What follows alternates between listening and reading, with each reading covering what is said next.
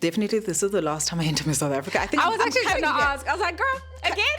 Cut. You did it 4 times. I'm stubborn, hey. You're Stubborn hard. I don't know when to give up. In every area of your life, you get this messaging that how you look is wrong. And my mother is light-skinned. My older sister is light-skinned. So there's always that comparison of, is this not beautiful? Or why do I look like this? I want to hear more about the pushback and the backlash that you've received. And that was the journey to Miss SA, to say, you know what? I am literally sick and tired. I'm sick and tired of crying alone in the background, in my room, feeling so much shame about who I am. Let me actually go on this platform, be brave enough to say, guys, this is what's happening. This is what I've experienced.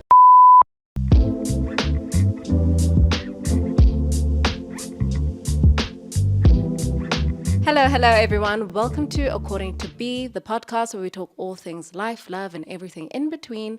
According to me, B, and my friends, faves, and co-hosts you'll meet along the way. So in today's episode, we are venturing into the world of beauty pageantry. And let me tell you something, I am absolutely fascinated by it. Now, I feel like when it comes to pageantry, there's usually 2 camps. The girls that are really into it, and let me tell you, one thing about the pageant girls, they are die hard. And I love that for you. And then there's the other camp who either just doesn't care or thinks that pageantry is irrelevant. Is irrelevant the word that I'm looking for? If not irrelevant, maybe archaic, maybe unnecessary. I definitely don't teeter between the two. I think those are 2 extremes. I'm somewhere down the middle, but I've always just been, as a person who's always been extremely interested in the idea of beauty and had my own journey with it. I think pageantry has always struck me as interesting because, you go on a stage and you're competing, and traditionally that is how you were valued. It was always judged at face value. But, with the evolution of it, I think it's been really interesting to see not only how pageants themselves have developed, but also the type of women. And I think this is what actually interests me the most, is the type of women that are introduced to us as a result of these pageants, especially I'm going to bring it home. We're talking about Miss South Africa, okay? Especially in recent years. I mean, we've been given women like, Zozibini Tunzi, Shurufatso Musita, Natasha Yubert is our most recent Miss South Africa. And I think it's very easy to dismiss these women if you just judge them on face value, right? I mean, I won't lie. Like I said, I've been guilty of doing that in the past as well. But when you stop and you listen to not only what the winners say, but the competitors, what they have to say, what they advocate for, what they believe in, you realize, dang, these are some interesting, beautiful, powerful women. And one thing about me, I love powerful, dynamic, multifaceted women. And that's exactly how I would actually describe our co-host of today. So if you maybe followed the Miss South Africa pageant, you might remember her from 2020. She entered and made the top 5 there. And she entered again this year. And dang, my girl, she literally blew me away. She caught my eye from then and again this year. I don't even think I've said her name, so I'm talking about Melissa Nayimuli. Melissa is a South African-Ugandan television producer who immediately caught my attention during the Miss South Africa pageant, not only because of her beauty, but her boldness in her advocacy in championing a united Africa. Being from a dual heritage background, Melissa knows firsthand the beauty of embracing different cultures, but also has been on the receiving end of some backlash and xenophobia, which you, like me, will realize is a lot more layered than you might think.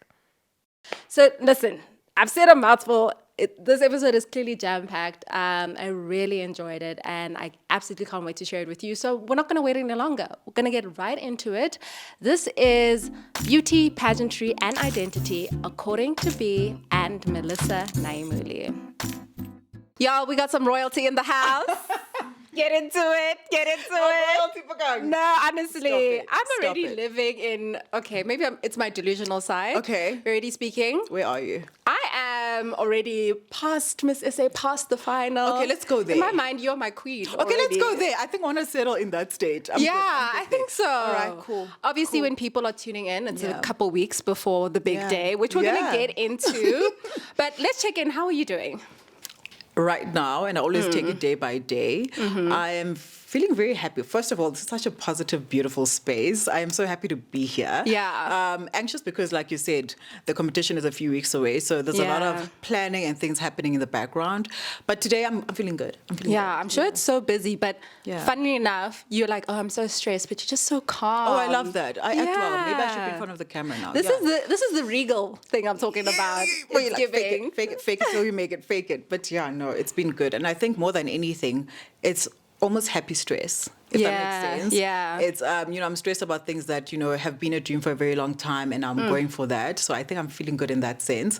Yes, being a human will come into play where you are nervous, this, that. But once I take time to breathe, I'm like, okay, what am I really stressing about? It's nice life problems, so to speak. These are the good problems. Yeah, These are the problems that we wish for. It could be worse. It could be worse.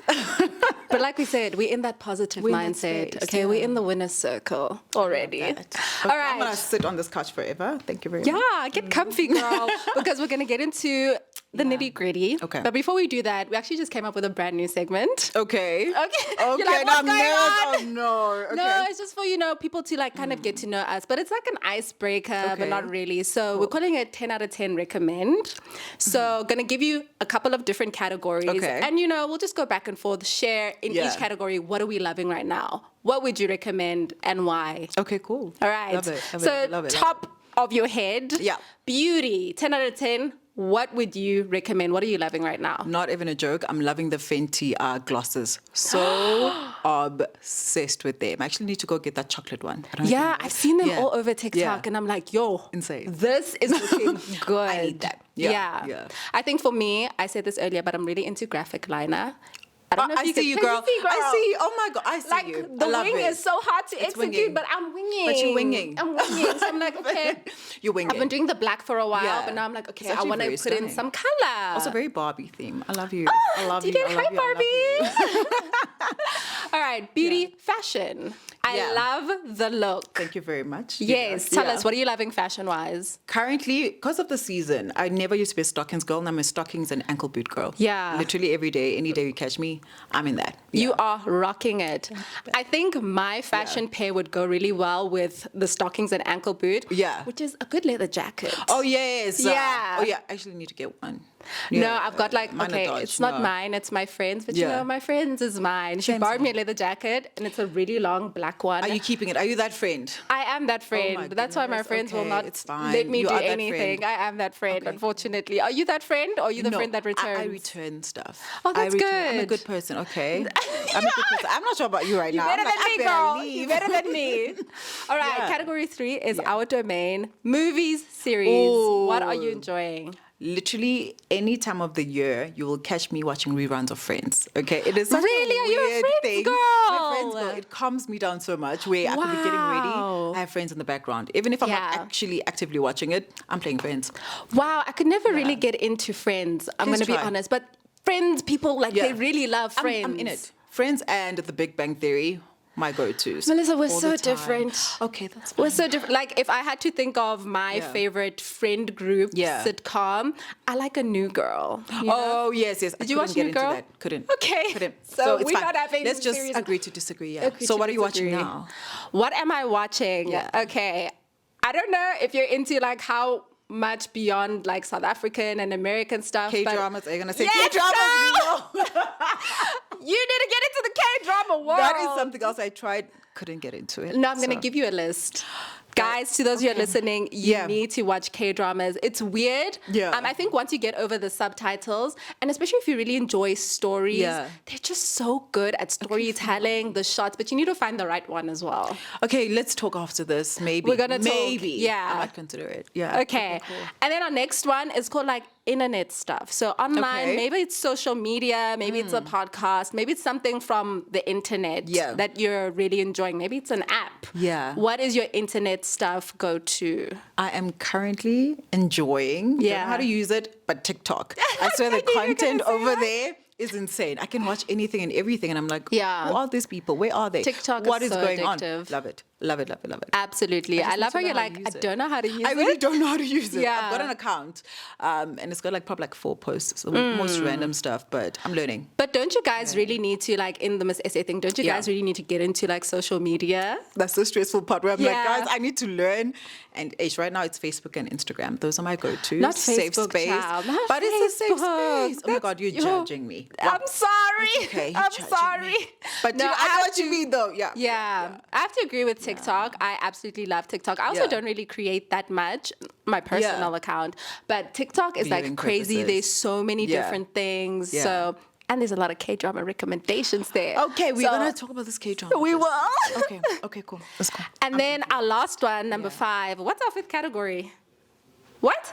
Oh, books. Yeah. Yes. Are you a reader? I'm not a big reader, but the last thing I read was Finding Me by Viola Davis. So inspirational. Oh, amazing. And I read it before I actually started the Miss South Africa journey. So I really, really love that. Okay, I think I'll quickly give my book rec and then we'll hop right into that. But I need to make a mental note to come back to that Finding Me because I think there's a lot of similarities. Yeah, definitely. But if I could give you a book that I'm absolutely I just started and finished in a couple of sittings. It's called Yellow Face. Yellow Face. Yeah, so it's about this writer. She's a white woman, and then she has a writer friend who's an Asian American woman. Okay. And so basically, her Asian friend dies, and then she takes her friend's manuscript and publishes it as her own. Oh no! And then that kind of kickstarts her career. It is like watching a car crash about to happen. Okay, I need to watch that. I need to check that out. You need to read it. Yeah, no, 100%. Hectic. So that's 10 out of 10, guys. Get into it. So I'm definitely copying that Fenty. Yeah, please do. Yeah, and maybe I'll try Friends. Ish. Yeah, Ish, if I'm doing try. K-dramas, you have to try Friends. Okay, done. I'll do anything to get more people into K-dramas. So, You guys are like a cult. Oh my God. Okay. You know what? I get that. I get why you would say that. I respect anyone who loves anything passionately. So power to you. Thank you. Thank you. This is a judgment-free zone. You with K-dramas, me with Facebook. We allow one another to do our thing. Sure.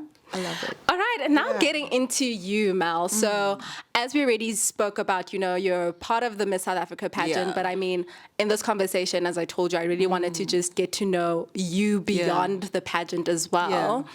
And I guess I just want to start off with beauty. I mean, it is a beauty pageant, it is a beauty space, and beauty is a big part of our lives as women as well. It's just like something, an interest. But I want to know, what has your experience or relationship with the construct of beauty been in your life, especially as a dark-skinned woman? I don't know if that has played a role at all, but what has your experience been?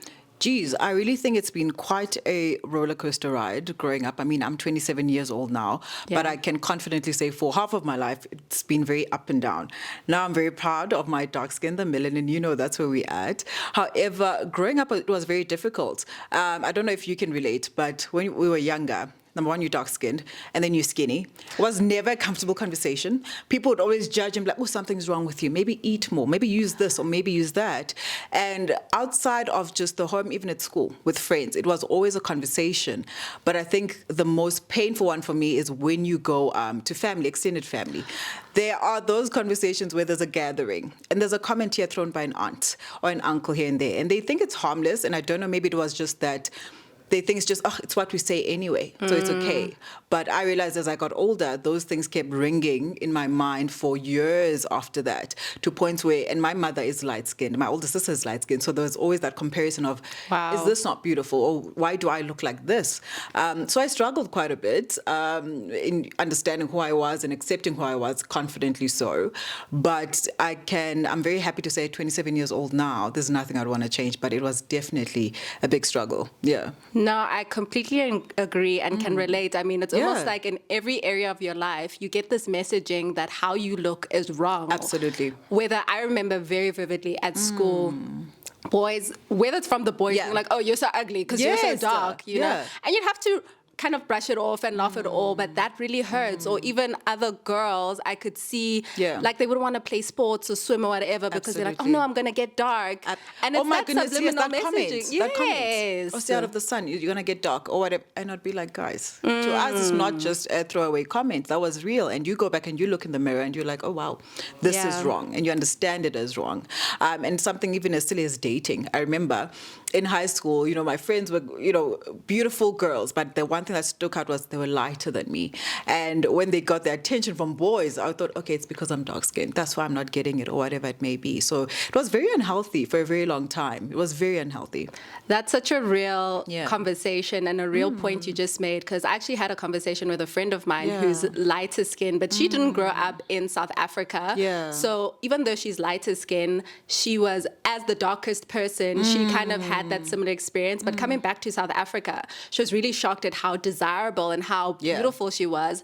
And almost to the sense of, like, I'm a pretty confident person, but because of my experience and knowing that, there's a certain beauty standard in South Africa, I would, like, if a guy approaches us, I'd already be like, automatically, he was going there, and it's fine, and it's fine. And that actually did play out. And she didn't even, we had a very honest conversation, be like, oh, Bokang, I didn't even realize that, you had a bit of that insecurity, or you had kind of almost like the idea of your beauty being a second-class beauty. And I'm like, well, in our society right now, that's just how it is. Lighter skin is revered, and you have to to do so much work to actually be confident and to love your skin. It's like you said, it's a lifelong process. Yeah, it is. And then my favorite comment, you're so beautiful for a dark-skinned girl. Hate that more than anything. Ooh. Let's not do that, guys. Can we actually stop that? Let's not even petition to abolish that. Signing first. Yeah. Absolutely hate that. Yeah.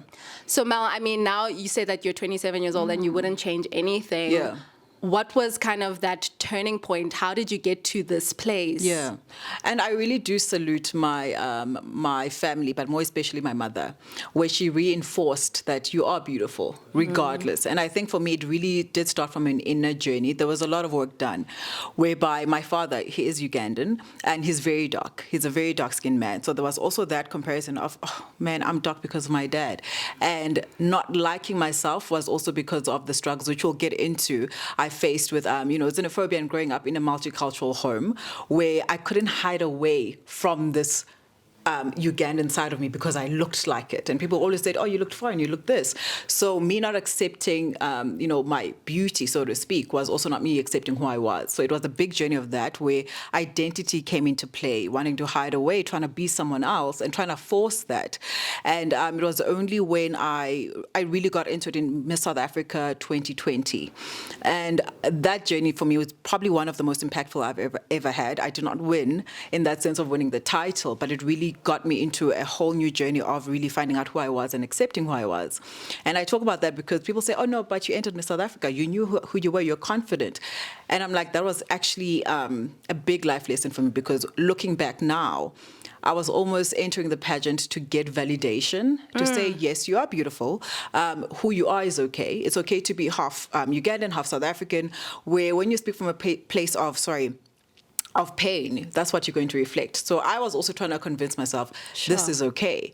And that's why I struggled so much with that journey, where I look back now and I say, shoo, big learning curve, big growth that has happened since then, where now it's not a matter of looking for validation, but rather representation, because I've really accepted who I am and I'm proud and I'm comfortable in the skin I'm in. But I've also realized a lot of people still struggle with that, no matter how old you are. Yeah. It's a thing that defies age. Absolutely.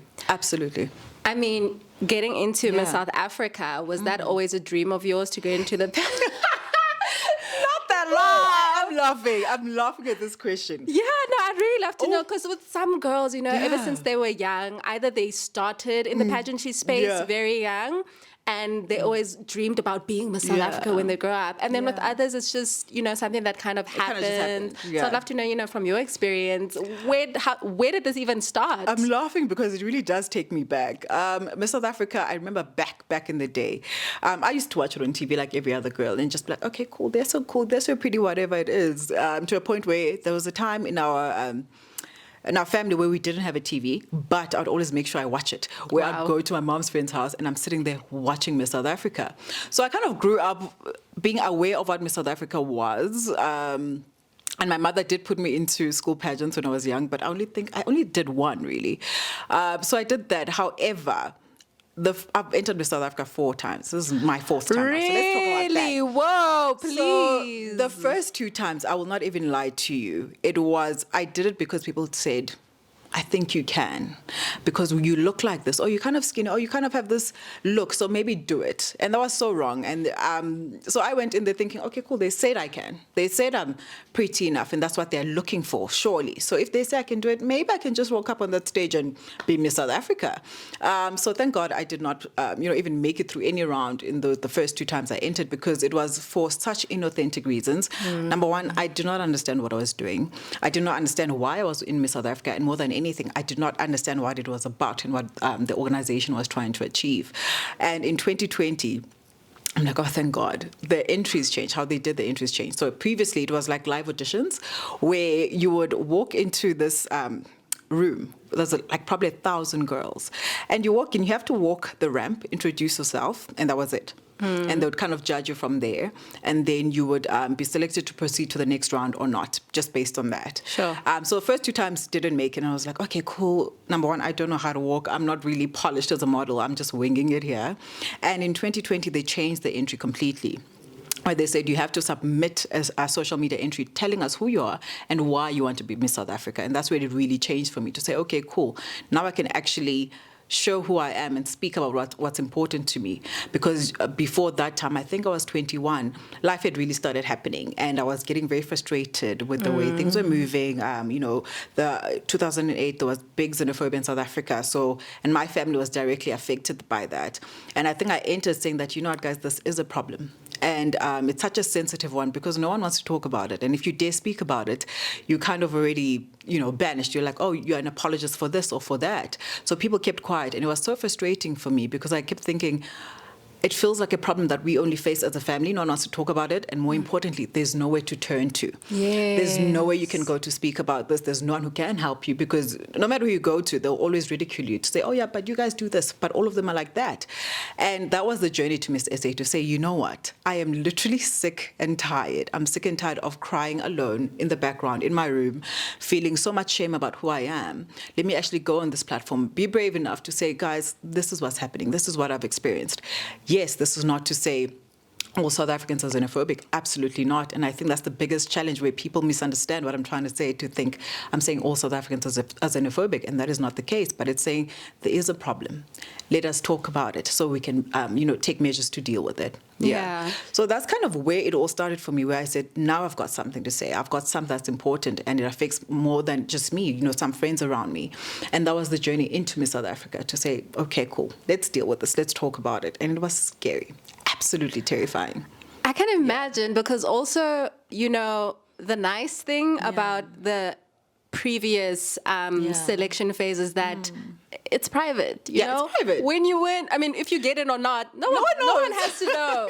But putting yourself out there on social media, like I actually remember in 2020 seeing your entry. Yeah. I don't know, I think you were even outside or I was something. outside on the balcony. Oh, goodness, yeah. But what really, because I hadn't been a huge Miss South Africa follower, but what struck me is that, okay, obviously I knew you, but also it was what you were speaking about, the substance of what you're talking about. It was such a relevant and important topic. And I was like, oh, wow, pageantry, something that for the most part I really had thought was just quite vapid or superficial. Yes, walk on a bathing suit. Exactly, look beautiful, and that's it, So I think, just seeing you coming out, they'd be like, one, I'm chasing after my dream, but 2, I'm going to do something that's actually quite relevant to in South Africa, not only my personal experience, but the nation at large. This is a message that that needs to be addressed, and that we can actually potentially do something about through the platform. And I think more than anything, it's such a global issue as well.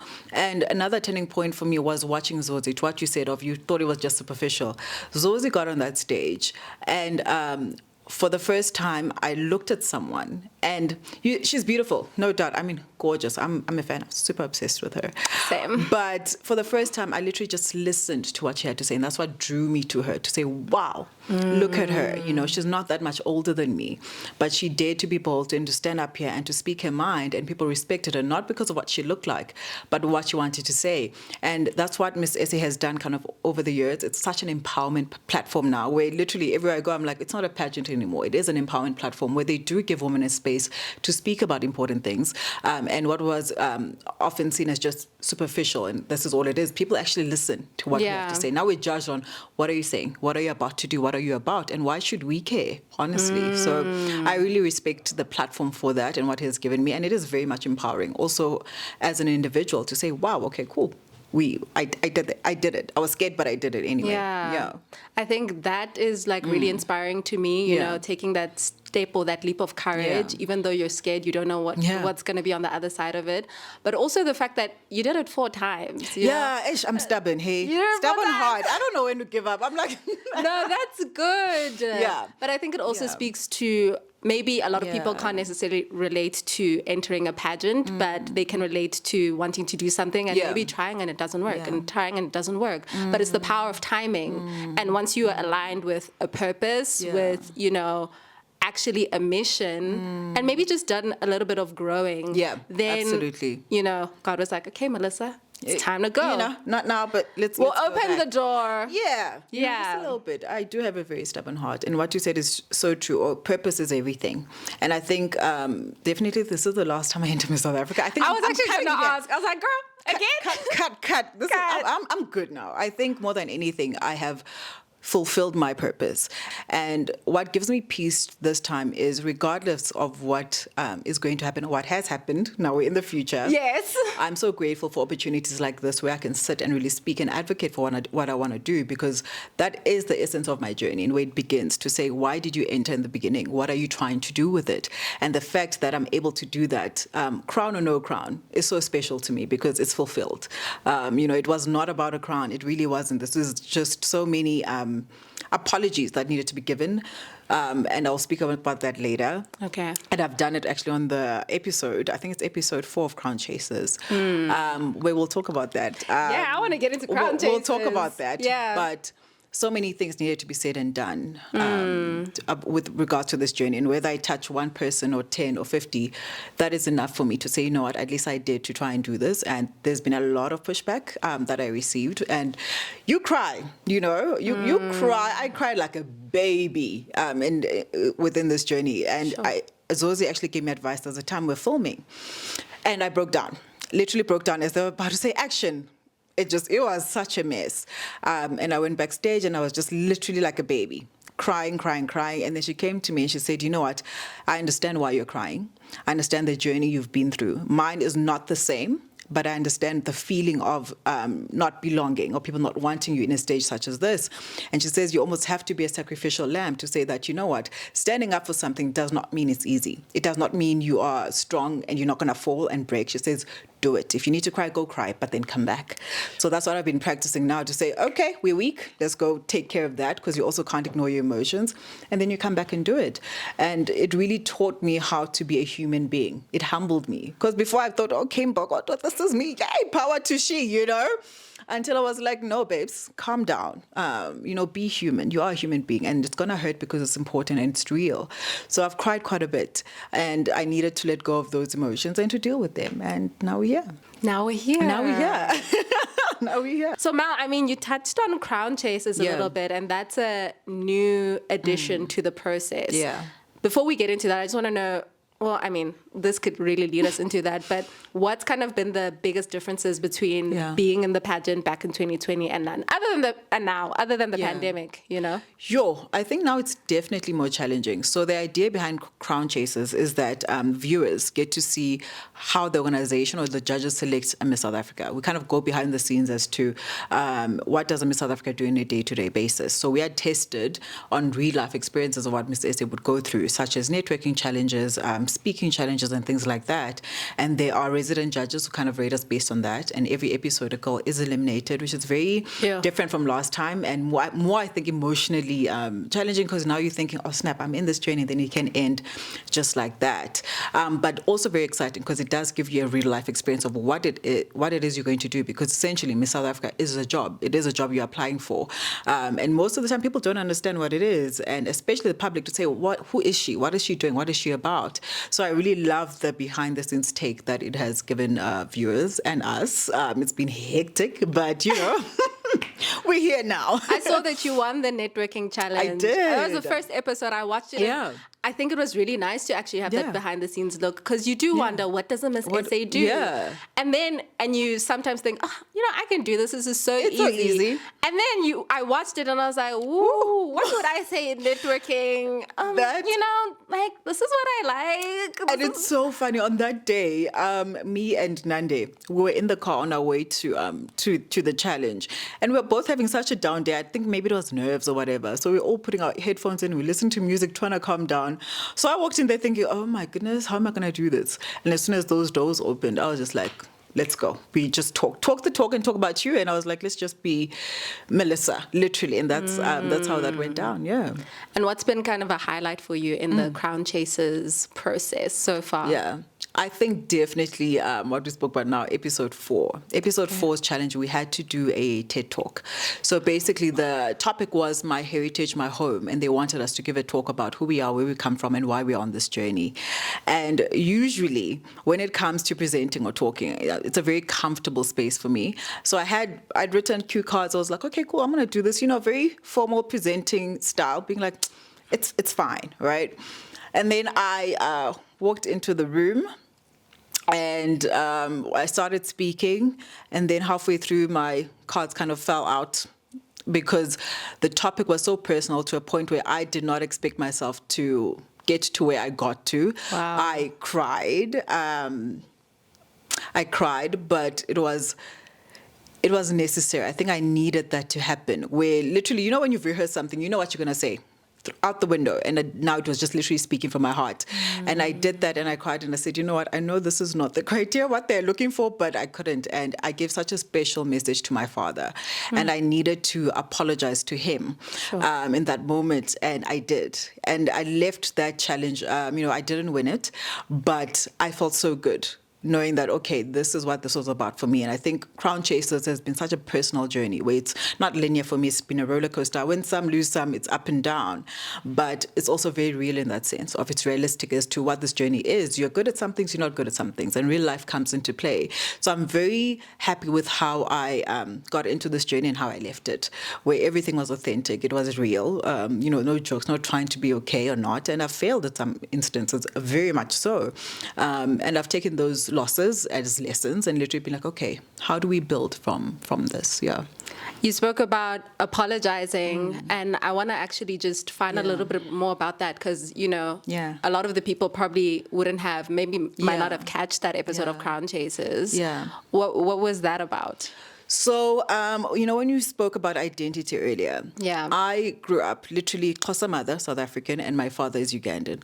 I grew up in a small town called Butterworth. It's in the Eastern Cape.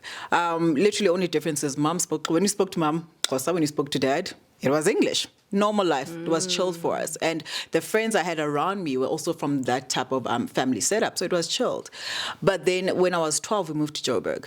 And when you move to the big city, that's when you start noticing there are bigger differences now. And you feel it. And people make sure you feel it. And also I started maturing maybe in my age where I started noticing that, okay, cool, what I used to celebrate at home is something that actually does not work for me in the society. It's not accepted in it. So xenophobia, people think it's only violent, and it's not. Okay. I think any form of discrimination, it can be violent, but it's also very emotional. You'd go to school and your friends make a comment about how dark your dad is. They call foreigners gwere gwere, a derogatory term that is so accepted in our society, but it's derogatory, that's all it is. Where, you are teased about, accents and things like that, where to a point where I was embarrassed about my dad coming to attend school functions because him being there kind of shines a light on, oh, you are different. And because I could speak Xhosa, I'd literally reinforce it in school, where if I'm addressed, I'll speak in Xhosa just to kind of show people that, look, I'm South African. I'm one of you guys. I'm one of you guys. I belong here. So I kind of very much denounced my Ugandan heritage from a young age, where I said, you know what, I'm going to be Xhosa because this is easily accepted. If I'm Ugandan, I'm out in the cold, so let's just park that side and pretend to be one thing. So I did that for a couple of years growing up. And I think in 2008, especially when the xenophobic riots started, I was just like, okay, definitely not going to do this. And there was a time, and this is what was happening on Crown Chasers, we lived in Pretoria. And then I think my mom, I'm not really sure how the events happened, but I was 14 years old. And then my father gets arrested, right, in town. And we're very confused. What's going on? What do you mean my dad is arrested? My dad is he's a lecturer. What could he have done? He's just going about his business. And later on, we find out that, no, he was arrested because he looked like those people. He looked like a criminal. That was the message. And my mother had to go kind of get him out of jail. And what they told her was that, oh, no, we thought he was one of those. Literally, that was the explanation. And he was let go because my mother could go there as a South African woman and, get him out. And that really messed with my psyche so much, where it was so painful to see and so painful to watch, because your father's your hero, but to constantly watch him being discriminated against, spoken down to like as a child, just because he's different, really did a big number on me. And it got me into a space where I was both now a victim, but also I call myself the perpetrator as well, because I was also like, okay, I don't like who you are either. I don't have all the facts, but because you make my life challenging, I'm going to park the side and just be this. And that was the apology I made to my dad on the show, where with his experiences, I hated and I resented myself very much when I realized the damage I had also done, because you might think your parents don't notice or see things, but I think they do. And I think he did, but he never said anything. So that heartbreak, not only from society, but imagine from his own kids, that was terrible. So I needed to give him that apology to say, Dad, I'm so sorry. It's something I'd never communicated with him directly, because it's a very emotional subject. But I felt like it was very necessary for me to be able to say that on national television, to give him that, because I don't believe that my father never knew. I think he saw it and he felt it. And it's one thing not to belong outside, but not to belong at home, and for your kids to be proud of you was something else. So it's really been a big journey for me, where I had to recognize my own prejudice, my own mistakes. And that's why right now I do not take lightly when someone says, oh, no, you're South African. I'm like, no, I'm not South African. I'm South African and Ugandan. You need to call it twice. You need to call both of them, because that's who I am.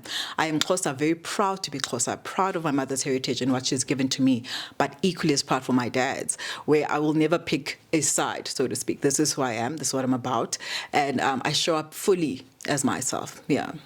Sure. Wow. I can only imagine the heartbreak that your dad was going through, but he still had to kind of not let that show in front of his kids, and also allow you to have your own journey and pray that you'd get to the point where you are now.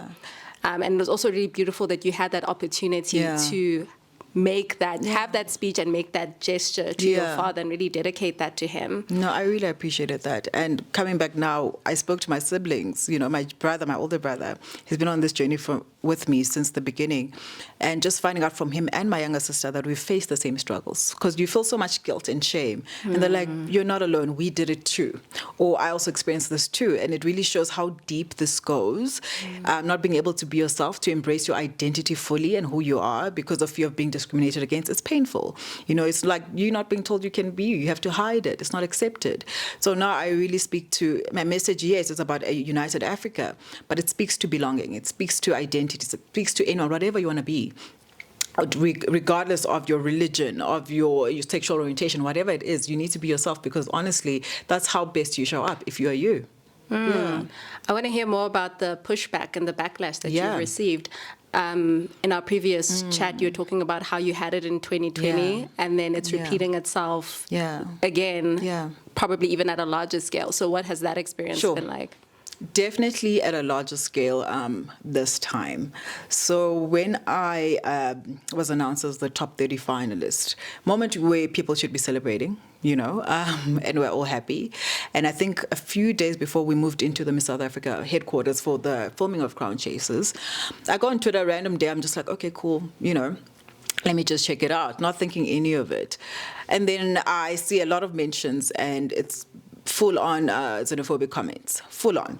And I think one of the toughest comments I got from there was, oh, who does she think she is? Because now she's basically saying that, one, crime is accepted in this country, and she's for that. 2, she's a rape apologist because we know of the rapes that happened, caused by illegal foreigners, which was last year. Oh my God. So saying that she is basically approving and saying yes to this, and those comments really stuck out to me because there were a lot, and they were swearing at my family, it was such a mess. And once you go down the rabbit hole, you just keep on, you keep on, and I kept on reading and reading and reading. And I remember I had to come to a stop. And what made me stop was a letter. Because in the middle of all of that, there are people, and bless them, and thank you so much, who I couldn't write anything, but they'd come to my defense and say, guys, this is not what she means. This is what's going on, blah, blah, blah, blah, blah, blah. And there was a girl who literally typed out a letter, like on a Word document. Her name is Lebogang. Never really got in touch with her. But she wrote me such a beautiful letter in the middle of all those comments where I'm like, that was so brave of her as well, to stand for someone who's literally being bashed. And she was just like, your message is so important, especially because of what's happening right now on Twitter. It speaks volumes about what the issue is. And she said, you need to celebrate who you are. And she was just basically giving me so much love. And that meant so much to me. It made me stop. I was like, okay, pause. Right after that, I went, tried to pick up the phone. I called my brother because I'm like, okay, what do we do now? Yeah. And when you think you've healed from something and you've dealt, it's like, okay, cool, I'm fired up, I'm strong. And my brother doesn't pick up, and I call my best friend, one of my best friends, Tato, from South Africa 2020. She's like, hey, what's up? Again, baby cried. I was like, oh my goodness, I don't know what to do. I don't know how to feel. I was like, this hurts in my heart. It's like logically you understand, okay, this is just a comment from however many people. But their words, they play so much into what has happened in the past, where you keep on thinking about it. You're like, oh my goodness, this is hard. And it kind of preempted the rest of the journey to say, it reminded me that this is not an easy journey and you're going to have pushback. And you kind of have to just deal. So I spoke to her, cried so much. And then I spoke to eventually got hold of my brother. I love him so much, guys. My brother's my biggest fan. I love him. Aww. And he balanced me also real quick. And also to Shudu. Shudu called me the morning before I left from South Africa for Crown Chasers. And she also just spoke so much life into me and reassured me of so many things to say, okay, we're aware of what's going on. We see what's going on. But this is why you're here. This is why you're in this space. So I really appreciate the circle I have. And I deliberately don't tell my parents these things because I don't ever want them to feel like their love has ruined, I say that very loosely, our lives, as their kids. I don't want them to feel like their choices are the reason why we're struggling or suffering. So I don't tell them all the bad stuff because I'm trying to almost protect them. They say when you get older, you almost protect your parents. Yes. Yeah. So I deliberately don't say it, and I try to deal with that with, my close circle, my friends, my brothers, and we deal. And then we move. And I literally, after that, 2 days after that, I had to move into the Mzansi headquarters, and I was like, woo! So it was rough. I went into Crown Chasers with that mentality where I'm like, I'm dealing, and there was no time to process. So my journey through the show is literally a reflection of everything that's been going on, and me fighting every day to block out the noise and to push forward, which is why I'm like, it was never a linear journey, because some days we're up, sometimes we're down. Some days we're up, sometimes we're down. But yeah, that's been what's really been going on. Yeah. I think it's so important to have this good support system, especially, when you're in such a public space. Yeah. And just thinking back to, I don't know, there's always a lot of different kinds of backlash when it comes to the Miss Essay, I remember, Zosie had a bit. Yeah, she did. I think colourism played a big had, part in her hair, all that. Yeah. And I can only imagine, I mean, depending on how this goes, if the crown lands, it needs to land. Can it fit? That there'll probably be even more of this. Absolutely. Do you feel like, have you processed? Are you processing? And how are you preparing for, a potential oncoming wave? Yeah, I think you're very right. It does not end. It's something that will be continuous. And that's something that Shudu and Zosie taught me to say, it does not end. If anything gets worse, should the crown be placed on your head, you will be going through, such situations. You'll have such encounters. But another thing I'm very grateful for with the Miss South Africa organization is that they've given us kind of like a life coach. We've got support in all levels. And, the CEO, the creative director, everyone is literally on your team where they're saying, we've got you. So there is that help that is afforded to us and given to us. And I think that's why I say to people, please don't enter this competition if you don't have a purpose. Because the only thing that keeps me strong and going is knowing what the end goal is and what the purpose is. Of challenges will come, no matter what job you're doing. It could be Miss South Africa, it could be something else. But the only difference now is that it's on a public platform. But that does not mean you stop. It doesn't mean you stop going. So for me, the biggest thing that drives me is my purpose, what I'm trying to do. I'm not naive to the fact that I will have challenges, but it's okay. We've got a greater purpose. And more than anything, Chimamanda, I told you I'm not a big reader, but I love watching her and listening to her. She speaks about the danger of a single story. And she says, if you keep on showing people as one thing, that is what they will become, right? And I love that so much because also in this situation, I speak about the pushback that I've received. However, I've also received so much love equally, if not even more, where people have shown support and love and dedication and just listening to what I have to say is so important. And I appreciate that so much because you're giving me a chance to speak. And the beauty about that is if I choose to only focus on the negative, then I'll never get anything done. But just because I know that there are people who literally give me so much love and support, I'm learning how to block that side and listen to more to that. Because like I said in the beginning, South Africa is not a xenophobic country. And I hate that narrative. It's xenophobic people. It's so dangerous to say, to take any group of people and kind of put them under one umbrella and say, all of them are like this, all of them are like this. Stereotypes are so painful. As a black woman, all black women are this, all black people are this, all white people are this.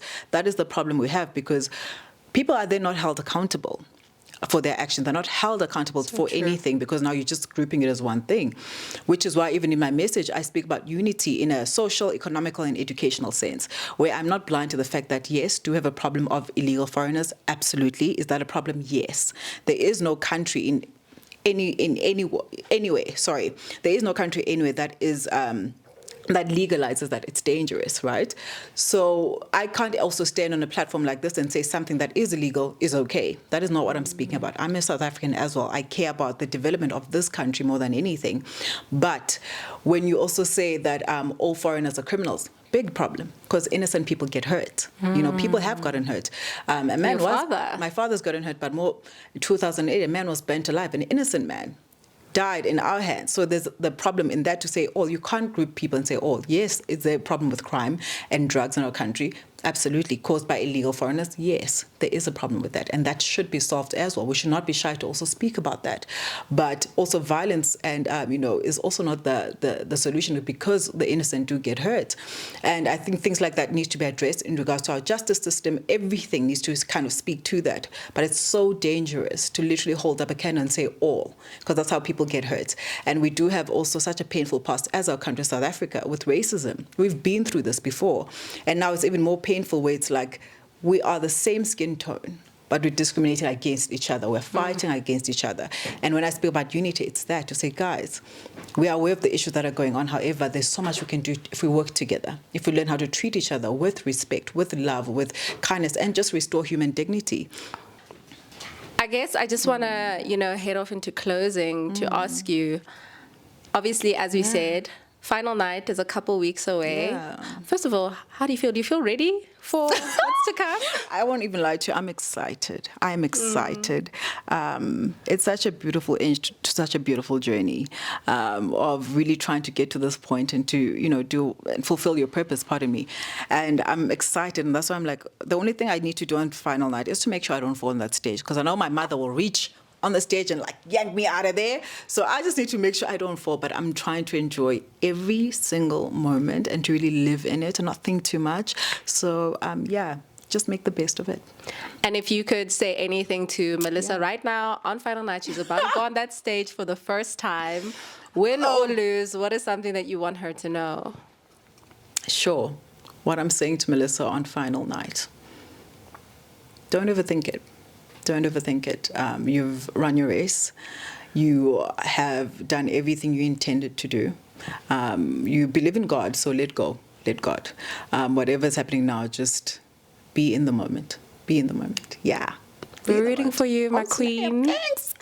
You got this, girl. Oh, snap. But I think another thing I would really love to say, and I think this is the most beautiful platform to say it in, is thank you so much to all those who've shown me love, who supported me, who've, just given me a chance to speak and to listen.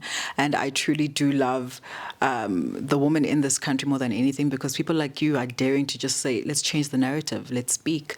And I'm so proud of the youth of this country to say we do have a lot of struggles that we're facing. There's so many, but we are resilient, and that's one thing I see every single time. We're resilient. We keep on trying. We're trying to do better, and I really do have hope for a better future for all of us because of who we are. And the struggles will be there, and they'll always be there. But focus on your passion, focus on your purpose.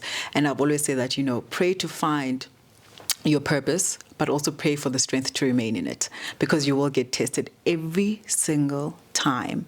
And I love our country. I want it to be better. I want us to live better. We've got beautiful people, and we cannot let those with negative thoughts, negative ideas dictate who we are and shape our narrative. We've got the power sitting here to change our narrative, throughout the entire globe. We've got the power to speak up for ourselves, because too often the negative voices are louder, but we can grow louder. There's more positive than negative in this space. And I think that if we all focus on that common vision and common goal of the progress of South Africa, of the progress of Africa, because this continent is so rich and we need to tap into that, and we can do that through education, through collaboration. We're all one people. Honestly, we need to unite as that and work together as one. And we fight against anything that tries to distract from our potential and who we need to be in the society. Couldn't have said it better.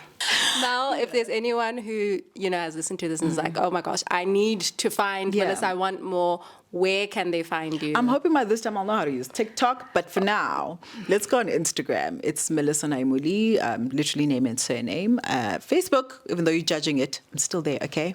I'm still there. I'm Proudly. not active, but we're there. Yeah.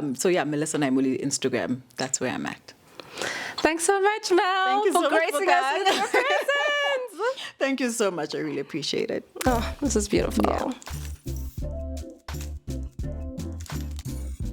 For the first time in history, guys, I have no thoughts. I am just here sitting in awe. I am sitting in awe, and I hope you guys enjoyed that episode as much as I did. Do absolutely let me know what you think in the comments if you're watching on YouTube. Leave a review if you're listening on Spotify or Apple Podcasts or wherever you listen to this podcast.